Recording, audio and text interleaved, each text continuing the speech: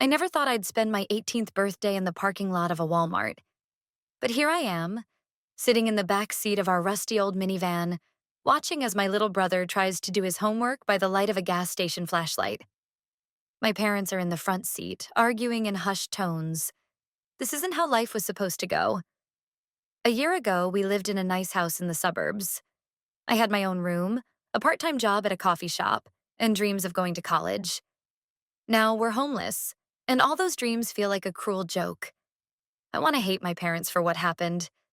Sometimes I think I do. But then I see my mom crying quietly when she thinks no one's watching, or my dad staring blankly at the dashboard, and I feel guilty. They're struggling too. We all are. But does that excuse what they did? A year ago, we were what you'd call comfortably middle class. My dad, Steve, worked in real estate, flipping houses and making what he called smart investments. My mom, Linda, was a stay-at-home mom who prided herself on keeping a perfect home. My little brother, Josh, was a nerdy, awkward 13-year-old who spent most of his time playing video games. And me? I was the overachiever. We weren't rich, but we were comfortable. Family vacations every summer, a new car every few years, dinners out at fancy restaurants to celebrate birthdays. My parents always said we were living the dream. But looking back, I realized the cracks were already there. It started small. My dad stopped coming home at his usual time, saying he was working late on big deals. My mom would tell us not to worry, but I could see the tension in her face. Then the late-night phone calls started. My dad would step outside to take them, his voice low and urgent. When I finally worked up the courage to ask what was going on, my dad brushed it off.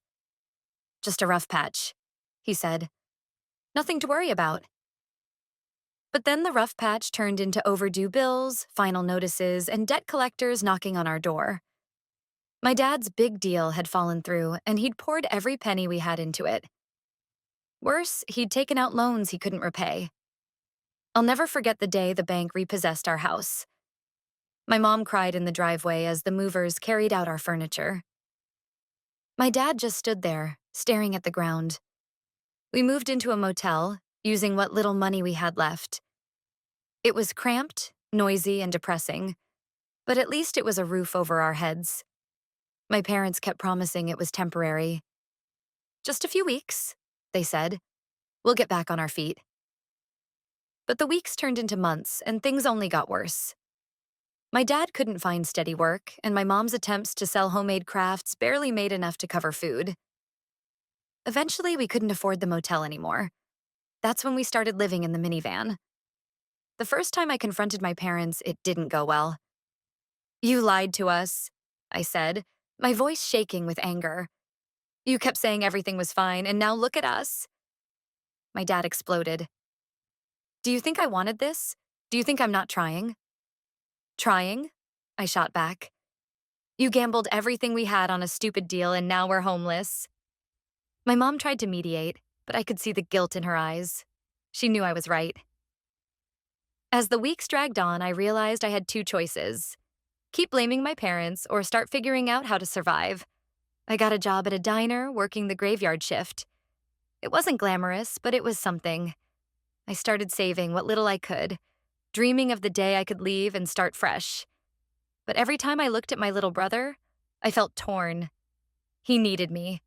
My parents needed me. Could I really just walk away? The final straw came when I found out my dad had borrowed money from a friend without telling anyone. The friend showed up at our home, a parking lot, demanding repayment. My dad had nothing to give him. I lost it. "You haven't learned anything, have you? You're still making the same stupid mistakes." My dad looked at me with tears in his eyes and said, "I was trying to fix it. For you. For all of us." Now, here I am, sitting in this parking lot trying to make sense of everything. I want to believe we'll get through this. I want to believe my parents can change. But I'm not sure I can keep carrying the weight of their mistakes. So, Reddit, AITA, for blaming them,